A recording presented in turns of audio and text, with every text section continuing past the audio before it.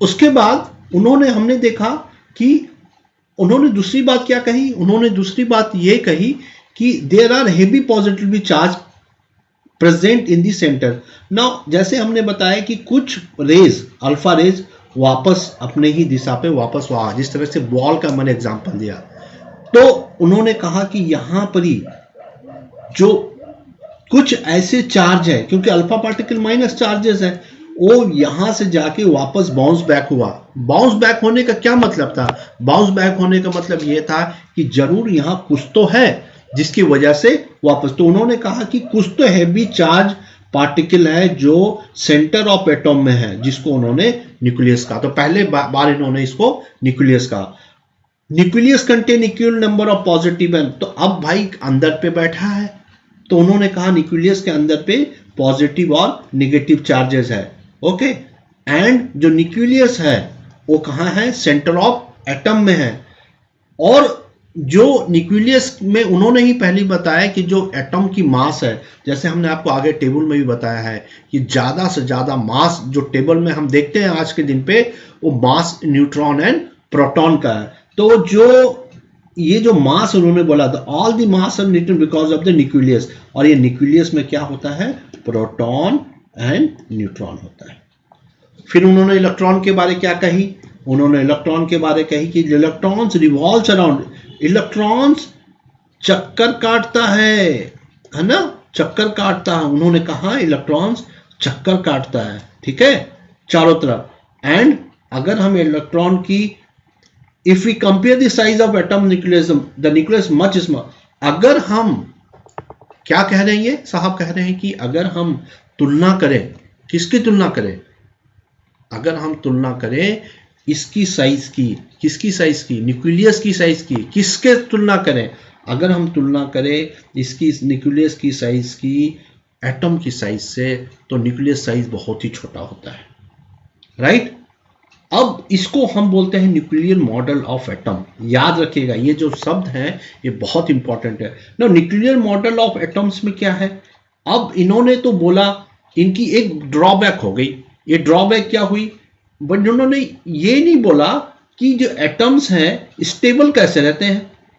अब इन्होंने तो बोल तो दिया पॉजिटिव चार्ज है, नेगेटिव चार्ज है, लेकिन जो पॉजिटिव और नेगेटिव चार्ज है, हमने फिजिक्स में पढ़ा है same charge ripple and opposite charge attract. तो भाई सही बात है, पॉजिटिव और नेगेटिव तो है, लेकिन ये स्टेबल कैसे रहते हैं? इन्होंने बताया कि ये चक्कर काटते रहते। क्या चक्कर काटते काटते गिर जाते हैं? इनकी स्टेबिलिटी कहां होती है? क्या होता है इनमें? फाइन। तो ये एक बहुत बड़ी मतलब क्वेश्चन मार्क्स था किसका? रदरफोर्ड का, ड्रॉबैक का। तो याद रखिएगा रदरफोर्ड, उन्होंने स्टेबिलिटी की बात की। उन्होंने कहा मॉडल फेल टू एक्सप्लेन, हमें बता ही नहीं पाए, राइट? देखिए ये जो भी मैं आपको यहां लिखा हूं ये सारे किताब से ही है, एनसीईआरटी से है, क्योंकि एनसीईआरटी को ही बेस मान के सारे एग्जाम हम हिंदुस्तान में आप क्रैक कर सकते हैं, कोई भी एग्जाम को। तो एनसीईआरटी को फॉलो कीजिए, फाइन। नाउ इस ड्रॉबैक के ऊपर में एक हमारे नए साइंटिस्ट आए, ओके, उनका नाम था रदरफोर्ड के बाद में बोर्स। ओके, वो जो बोर साहब थे, उन्होंने एक मॉडल दिया, उसको बोलते हैं बोर मॉडल ऑफ एटम। उसको क्या बोलते हैं? Bohr model of atom. ना बोर मॉडल ऑफ एटम क्या है? Bohr model of atom, bore ने सजेस्ट किया कि electron is spin around the nucleus is an individualise path. आपने देखा होगा, मैं बार बार ये पिक्चर बना रहा हूं, जो उन्होंने कहा जो हमारे इलेक्ट्रॉन्स हैं स्पिन करते हैं, नाच रहे हैं, और सबका अपना इंडिविजुअल पाथ है। Okay, they do not emit any energy while moving. जब मूव करते हैं तो कोई एनर्जी इमिट नहीं, माने एनर्जी नुकसान नहीं करते हैं, छोड़ते नहीं है ना, माने उनमें ऊर्जा का क्या होता है? नुकसान नहीं होता है, इमिट नहीं करते हैं, रेडिएट नहीं करते हैं। These orbits are called energy level. उन्होंने ही कहा, जैसे हमने आगे कहा था, ये जो ऑर्बिट्स हैं जिस पे इलेक्ट्रॉन चक्कर काटते हैं, उसको हम सेल्स या एनर्जी लेवल कहते हैं। बहुत इंपॉर्टेंट क्वेश्चन, बहुत इंपॉर्टेंट क्वेश्चन आएगा, घबराइएगा मत। इस को आप 2 बार 4 बार 5 बार देखिए। ये जो भी मैं आपके लिए साइंस लाया, और प्लीज इसको आप सब्सक्राइब करें। आप देखिए सब्सक्राइब करते हैं तो हमें बहुत मोटिवेशन मिलता है ना। सब्सक्राइब जरूर करें, दोस्तों को शेयर करें, है ना। ये बिल्कुल ये नॉलेज आपको मैंने जीवन में सीखा है मैं आपको दे रहा हूं। हाँ, मैं पिछले 20 वर्षों से साइंस पढ़ा रहा हूं बच्चों को, ठीक है। तो मैं आपको सरल भाषा में समझाने का प्रयास कर रहा हूं, है ना। मैंने इंग्लिश में भी वीडियो बनाए हैं इसके, आप उनको भी देख सकते हो जो इंग्लिश मीडियम के विद्यार्थी हैं, ठीक है। लेकिन क्वेश्चन आप हिंदी में नहीं इंग्लिश में करें, काहे कि सारे एग्जाम्स के, क्योंकि चीजें सरल हो जाती है, हाँ, ठीक है।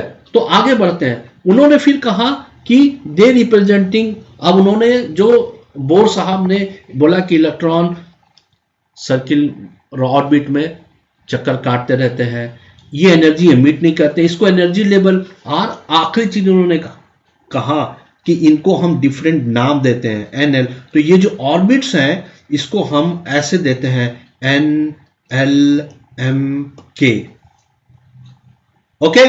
और इसको हम लोग कैसे कहते हैं, है ना। और इसको ऐसे बेसिकली इसको करेंगे एन एल एम के। और ये जो ऑर्बिट नंबर है n = 1, n = 2, n = 3, है ना, KLMN, है ना, KLMN, है ना। और इसको ऊपर से नीचे KLM करते हैं और n = 4, ठीक है। अब हम इसमें आगे बहुत बात करेंगे, बहुत इंटरेस्टिंग चैप्टर है, ठीक है।